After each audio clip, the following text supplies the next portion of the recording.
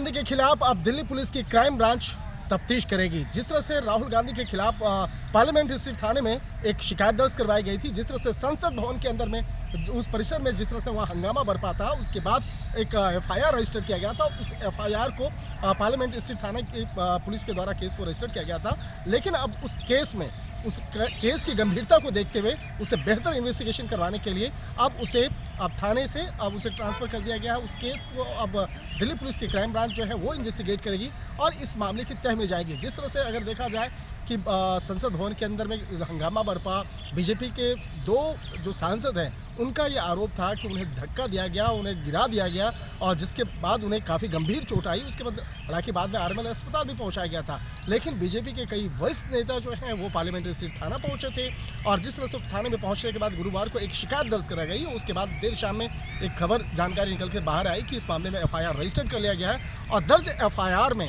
राहुल गांधी का भी नाम दर्ज था।